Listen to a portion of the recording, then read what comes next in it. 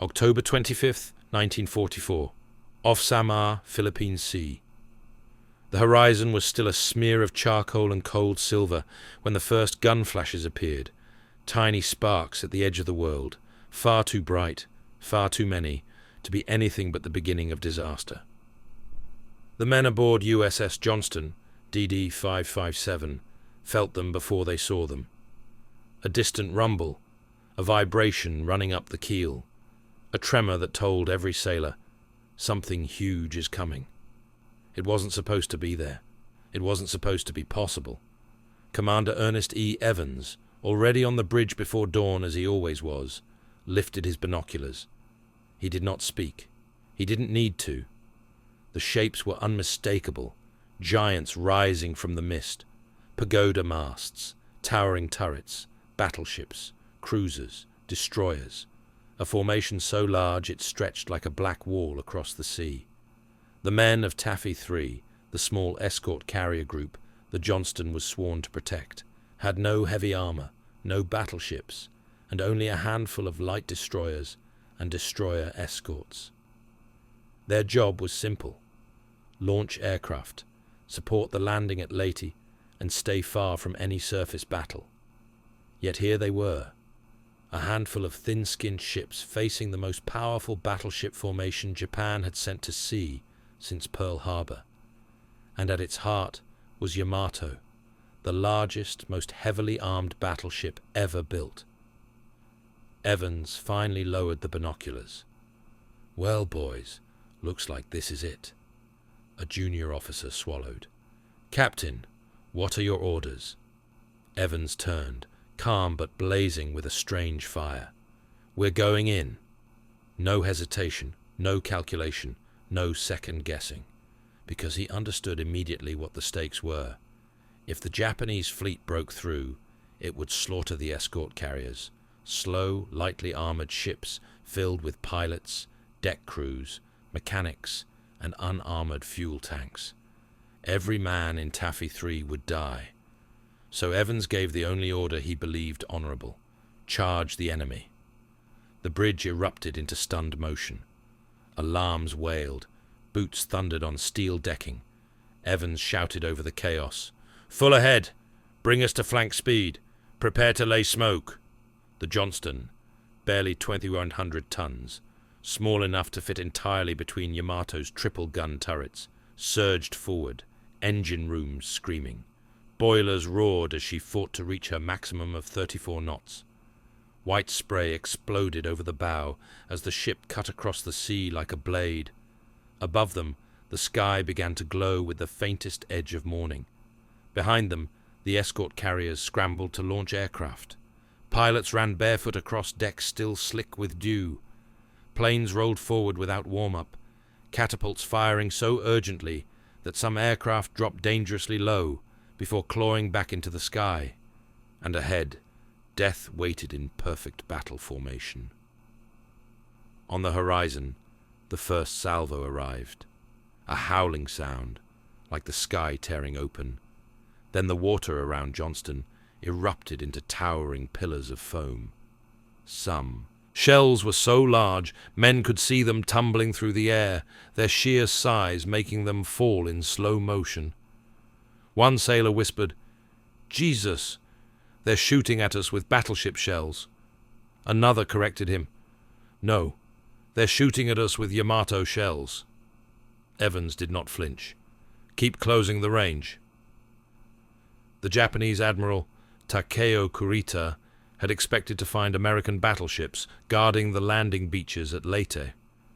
Instead, he had encountered these small jeep carriers and their thin escorts, and for a moment he hesitated. It made no sense.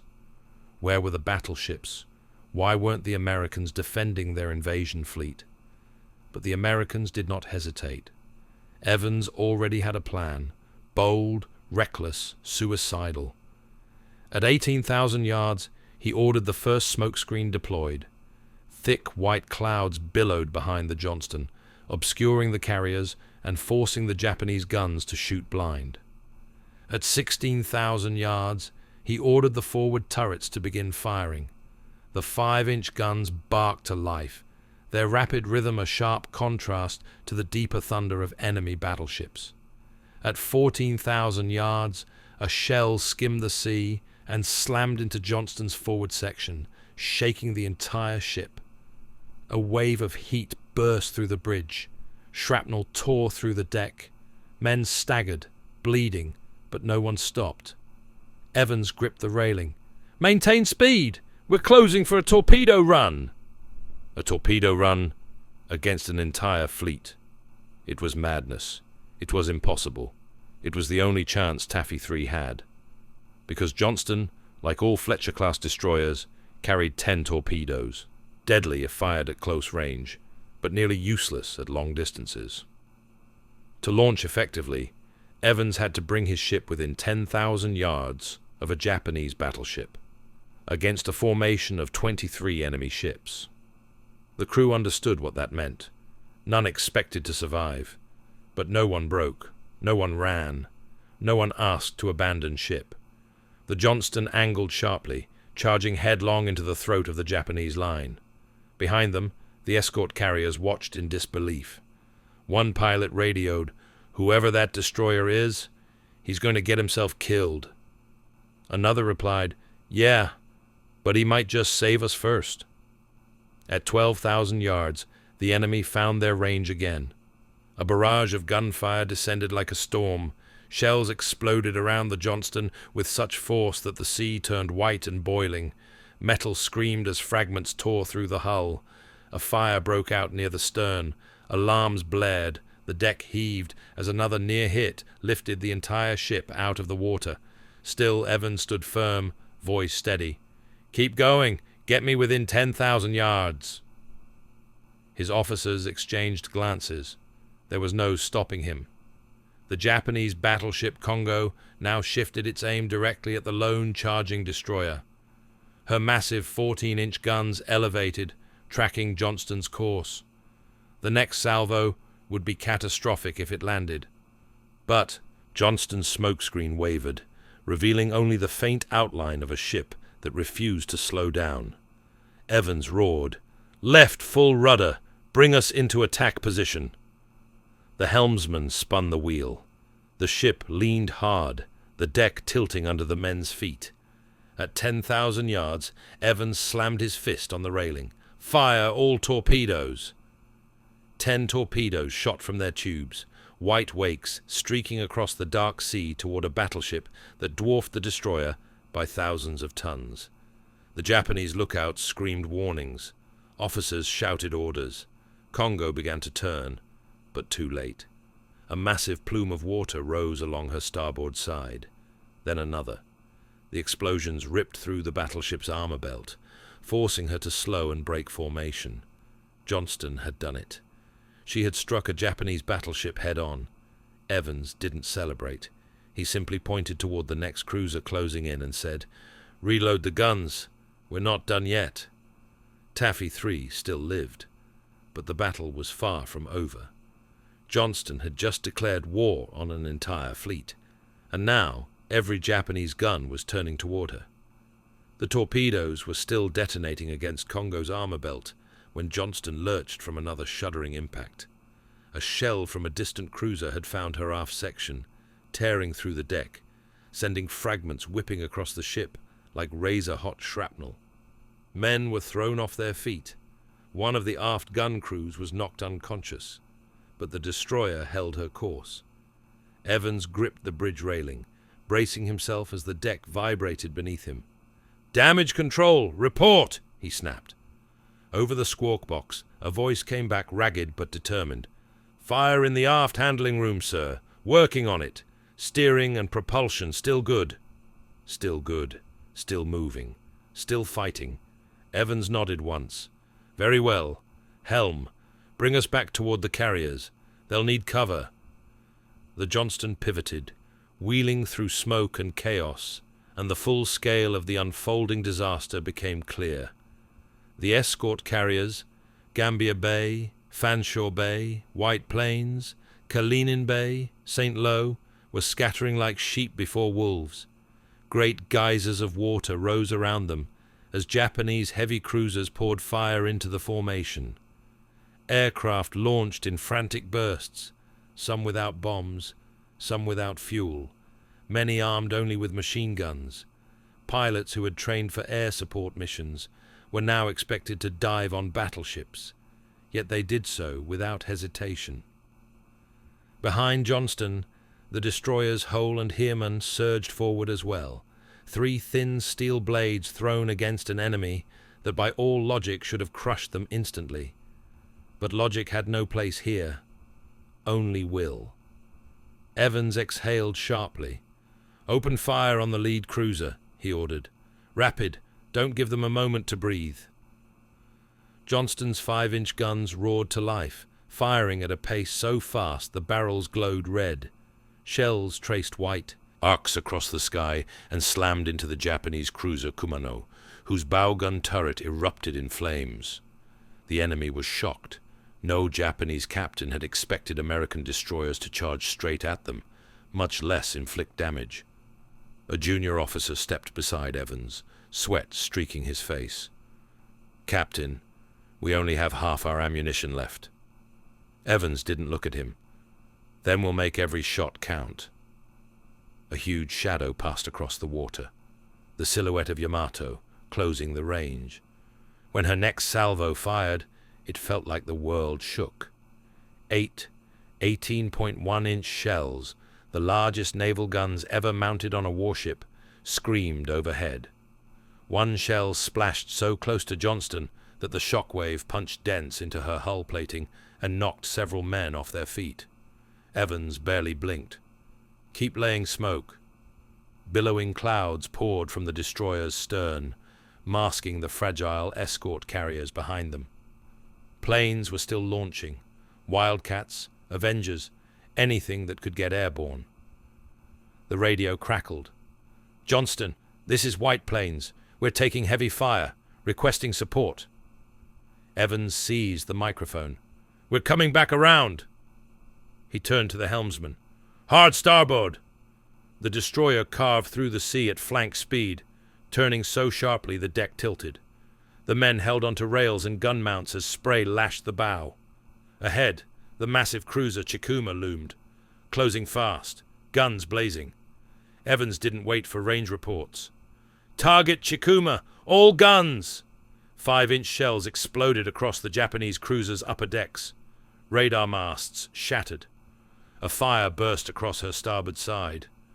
Evans exploited the moment and ordered another torpedo spread. The tubes fired, 4 white trails streaking toward the enemy. Chikuma twisted away, narrowly avoiding the torpedoes, but she lost formation, breaking the Japanese line and forcing other cruisers to maneuver around her. A moment of chaos, a moment of opportunity. Evans seized it. "Gunners, hit anything that isn't one of ours." Johnston's guns barked again, this time supporting Hull, which was being torn apart by concentrated cruiser fire. The 2 destroyers, battered but undeterred, fought side by side. Smoke, flame, and steel mixed into a haze that made it impossible to distinguish where one ship's courage ended and the other's began. Yet the enemy advantage was crushing. Range, firepower, armor, all on their side. And from the bridge of Johnston, the truth was undeniable. They could not keep this pace forever. But they didn't need forever. They only needed long enough. Every minute they fought was another minute the carriers fled. Another minute more pilots got airborne. Another minute the Japanese admiral hesitated. Evans saw it. He felt it. Kurita's fleet, though massive, terrifying, overwhelming, was confused. They believed they faced a main American force, not a tiny escort group. The sheer aggressiveness of the destroyer attacks had convinced them more US warships must be waiting just beyond the smoke. So Evans pressed harder. "Bring us in closer," he shouted. "If they think we're bigger than we are, let's prove them right." The helmsman's eyes widened. "Sir, closer means—" Evans cut him off. "Closer means they'll shoot at us instead of the carriers." The destroyer plunged forward again, taking hits with every mile. A shell ripped into the superstructure. Another slammed into the port side, flooding a compartment. Splinters of steel tore into crewmen as the ship shook and groaned. But the engines held, the guns held, the men held. And then Yamato fired again. A new salvo. Enormous, earth-shattering. This time, one shell landed so near that it lifted Johnston's bow out of the water. Men were thrown off their feet. A gun mount broke loose and skidded across the deck. Steam burst from ruptured pipes. The forward fire control radar went dark. Evans steadied himself, blood running down his cheek. "Report!" A voice from below decks came back hoarse. "Captain, we've lost pressure in one boiler. Speed dropping to 23 knots. Evans clenched his jaw. Speed was life. Without it, a destroyer became a target. But surrender wasn't in him. "Work with what we have," he said. "We still have guns." Those guns, battered and scorched, resumed firing at the nearest cruiser. The range was closing again. Too close. But that was exactly where Evans wanted to be. A destroyer couldn't survive a long-range duel, but at close quarters, Johnston could hurt giants. More shells rained around them, each impact a thundering reminder of the odds. Yet the destroyer kept maneuvering between the enemy and the carriers like a shield made of steel and fury. Another radio call came in, this one from the sky. "This is Lieutenant Keyes. We're out of ammo. What are your orders?" Evans took the microphone, voice low but steady. "Then make dummy runs. Scare them. Keep them looking up." "Roger that, Johnston. We won't let you fight alone." Evans allowed himself the faintest smile. Even unarmed pilots were joining the fight. The Japanese fleet was slowing, not defeated, but shaken, confused, unsure how many American ships were attacking them. Evans saw the hesitation spreading through their lines. "Helm," he said quietly, "bring us into gun range again." The officer stared at him. "Sir, we're barely holding together." Evans' eyes were fixed on a burning cruiser ahead. "So is that one. Let's finish her." The Johnston surged forward once more, smoke trailing, guns firing, hull bleeding from dozens of wounds. She had no right to still be alive, no right to still be fighting. But she was, because her captain demanded it, and her crew believed in him completely. Behind them, the carriers continued their desperate escape. Ahead, the enemy fleet braced for another impossible American attack. Johnston turned toward the burning cruiser, and Evans prepared to drive her straight into hell again. The burning Japanese cruiser ahead was limping, shards of flame peeling from her hull as she fought to stay in formation. Evans watched her through the bridge's shattered windows, jaw set, eyes raw from smoke. Every instinct told him this was the moment to strike again. One more blow to keep the enemy off balance, one more wound to convince them the Americans had more strength than they truly did. "Range to target," Evans called. 7,000 yards and closing," the gunnery officer shouted back, "within destroyer knife-fighting distance." "Good. Give her everything left in the forward magazines." Johnston's 5-inch guns opened up with a renewed fury, each shot punctuated by the shriek of damaged recoil systems and the clatter of scorched fragments falling from the barrels. Shells hammered the cruiser's midsection. Smoke gushed from ruptured compartments. A secondary explosion rocked her stern. But the Japanese were finally adapting. To starboard, another cruiser, the deadly Tone, was turning broadside, her 8-inch guns swinging toward Johnston with grim precision. Behind her, the battleship Yamato adjusted course, trying to bring her monstrous guns to bear once more.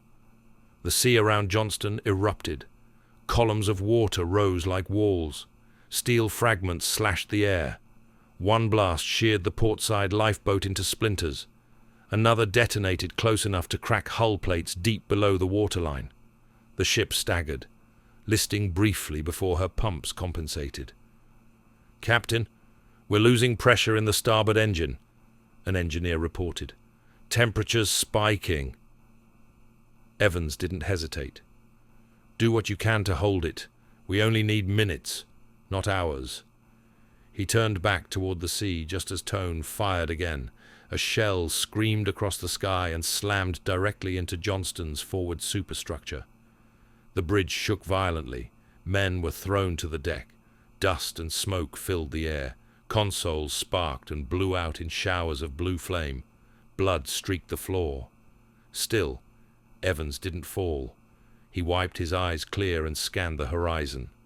Heermann, the last fully operational destroyer, was driving headlong into cruiser fire, her deck awash with smoke as she launched torpedoes in a desperate final spread. Hull, already mortally wounded, was slowing. Her guns, still firing even as flames, engulfed her midship section. These 3 destroyers had no right to hold back an entire fleet. But somehow, they still were. Evans lifted the bridge microphone. "All hands, stand by for continued engagement. We aren't done." The crew responded as if the ship was still pristine. Damage control teams scrambled across buckled steel. Gun crews loaded and fired, despite shells bursting close enough to throw them off their feet. Medics dragged wounded men clear of flooded compartments. The Johnston was beginning to die, but she refused to stop. "Captain!" the radar operator cried. "New targets! Destroyers! Closing fast on our starboard side!"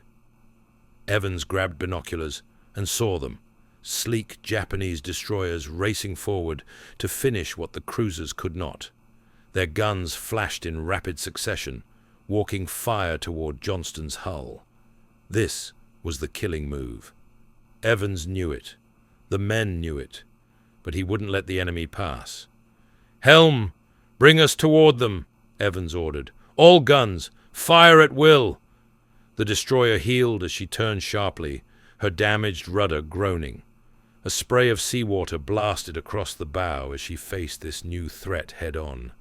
The forward gun barked repeatedly, scoring hits on the lead destroyer Nowaki, whose bridge erupted into a shower of sparks and debris. A Japanese shell struck back, plowing through Johnston's starboard side, exploding inside the forward engine room.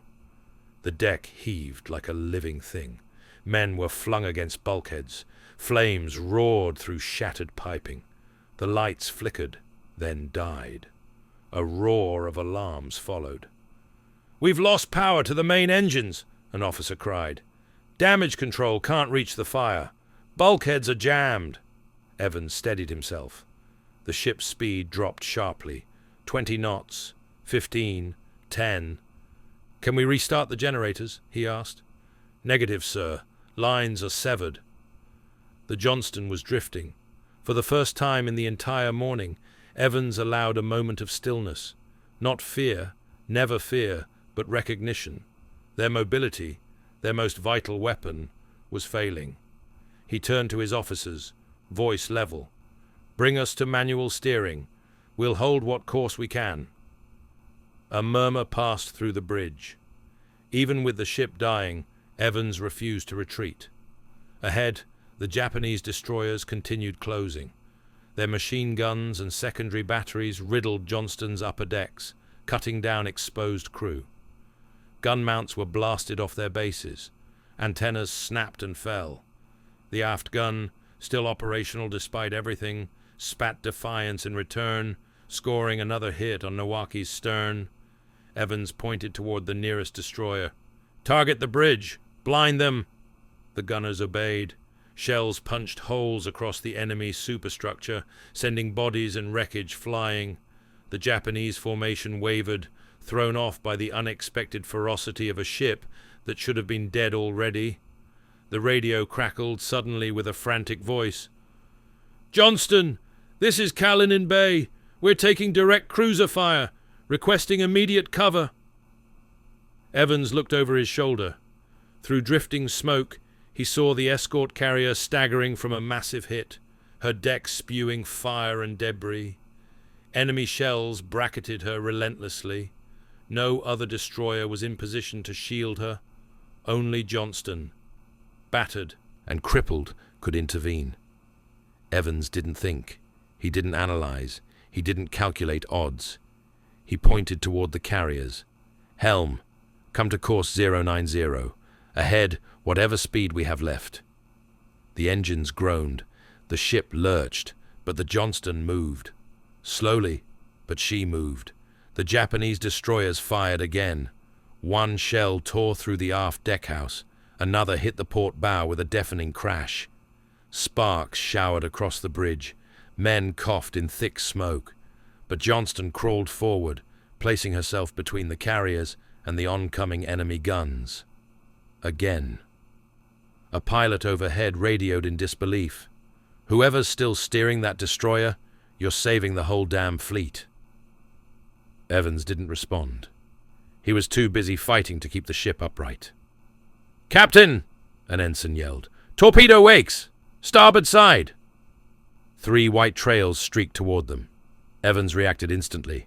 "Hard to starboard! Brace for impact!" The crippled destroyer strained to turn. The rudder responded sluggishly.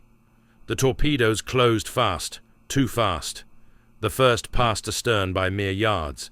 The second veered off course, detonating prematurely. But the third, a massive explosion erupted below the forward magazines. Steel screamed as it split. Water surged inward. The deck buckled upward like breaking bone. Men were thrown violently. The Johnston shuddered, then slowed to a crawl. "Sir!" the XO shouted, voice shaking. "We're losing bow integrity!" Evans gripped the railing to steady himself. "How long until we sink?" the damage officer replied, breathless. "Hard to say. We can hold compartments for now, but not for long." Evans inhaled slowly. Not fear, not despair. Resolve. "Then we fight until the magazines are empty, until the barrels melt, until the ship is gone." He turned to the intercom. "All hands, keep firing." Outside, the sea burned. Shells thundered. The sky filled with smoke and metal.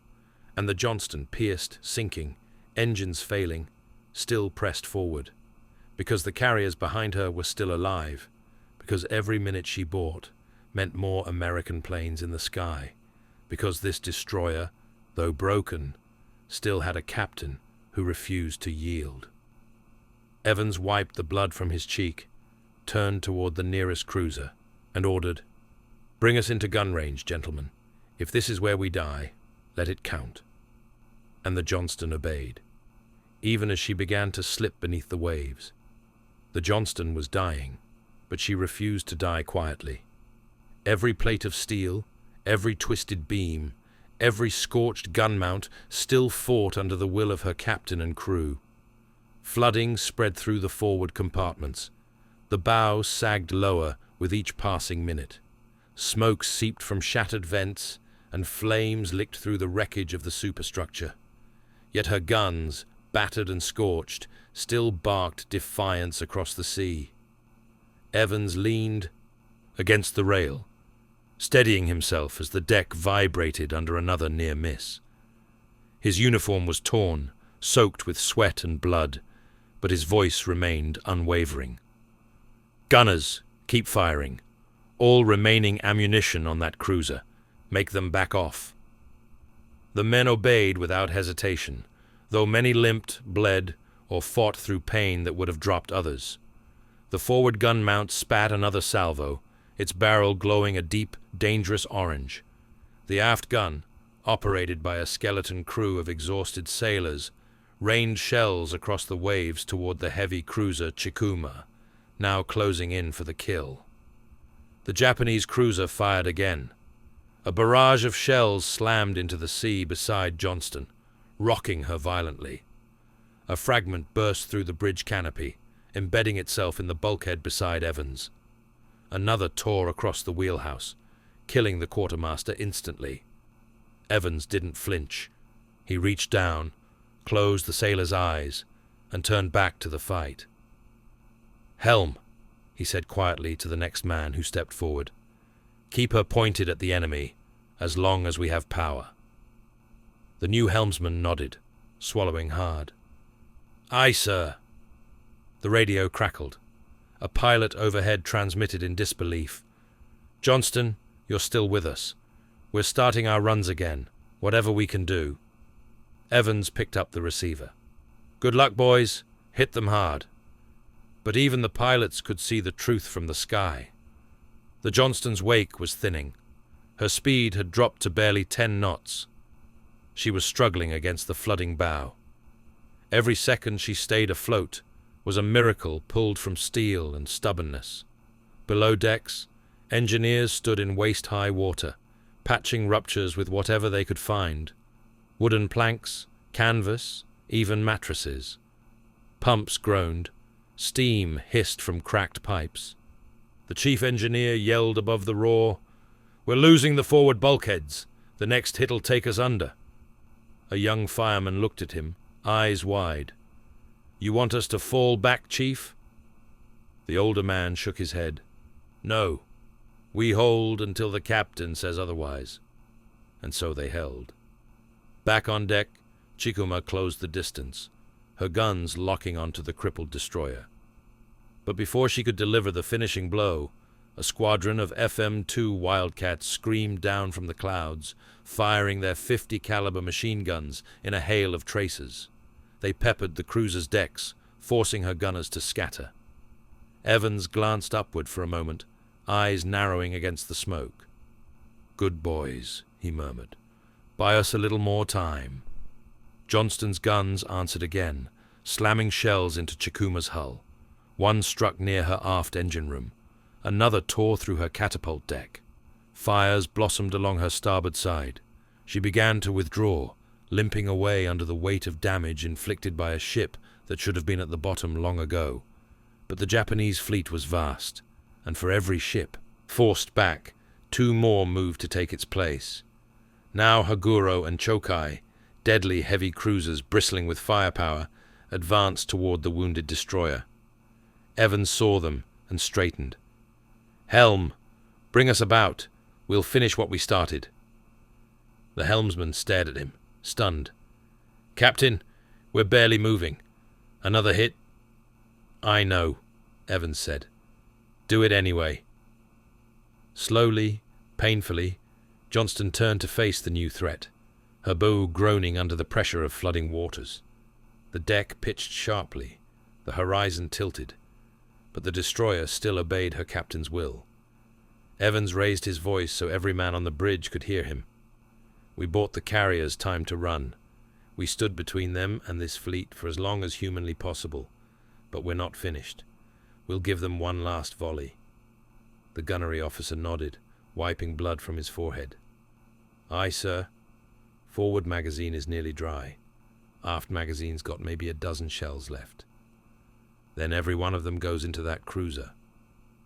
The enemy responded immediately.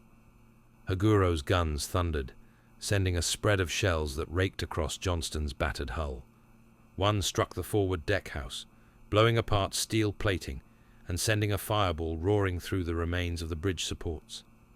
Another tore into the engineering spaces, filling the lower decks with choking smoke. Evans was thrown to the deck, but he pushed himself back up, coughing, gripping the rail as flames flickered around him. "Report!" he shouted. The answer came faint. "Engine room's lost. We're dead in the water." The words hit harder than any shell. Helpless, drifting, doomed. Yet Evans didn't falter. "All hands, prepare for final engagement. As long as a gun can fire, we fight." The aft gun fired again and again, each shot a defiant heartbeat. But the end was closing in. Flooding swept into the forward compartments faster than pumps could manage. The bow sank deeper, dragging the rest of the ship down with it. Fires raged uncontrollably. The list increased. The sea lapped at the main deck. A sailor climbed to the bridge, face streaked with soot. "Captain, the men, they want to know if they should abandon ship." Evans turned slowly, looking out over the wreckage of the destroyer he had commanded since she first touched water. The ship that had followed every impossible order, held the line against an entire fleet, and thrown itself into the jaws of death to save others. He exhaled, a rare moment of softness. "Tell them," he paused, "tell them to save themselves. We've done what we came here to do." The messenger ran off to spread the order. Evans remained on the bridge, watching as his ship settled lower. The aft deck now just feet above the churning sea. Men leapt into the water, helping wounded comrades. Others stayed at their posts until the last possible moment, refusing to abandon their guns. A final radio call crackled through the static. A pilot, voice trembling, said, "Johnston, this is the last of us airborne. We're out of fuel and ammo, but we want you to know. We saw everything. You saved the task group. Godspeed." Evans lifted the receiver with a shaking hand. "Thank you, son. Take care of yourselves." The destroyer groaned as the bow dipped beneath the waves. Water surged onto the deck, washing over equipment and bodies. The list increased sharply. The ship's spine shuddered. Evans stood tall. He looked one last time toward the fleeing carriers, still afloat because of the stand he and his men had made. Then he looked at the sea, pouring onto the deck around him. He whispered to himself, "A destroyer's job is to protect." The bridge tilted violently. Water rushed in. Steel buckled. The Johnston began her final plunge. "Abandon ship," Evans commanded, though most had already gone overboard. The last survivors saw him still on the bridge as the ship slipped beneath the surface, unmoved, unbroken, resolute to the end. At 10:10 a.m., USS Johnston disappeared below the waves, having fought a battle no destroyer in history had ever been asked to face. Of her crew, many were lost. Others floated for hours before rescue. But every man who survived carried the same truth.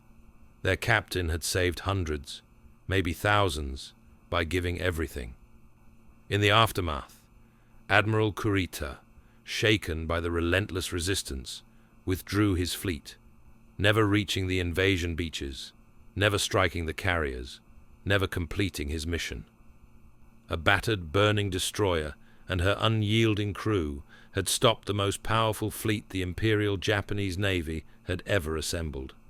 In 1945, Commander Ernest E. Evans was posthumously awarded the Medal of Honor. His citation captured what every man who served under him already knew. He fought beyond courage. He fought beyond reason. He fought because others could not.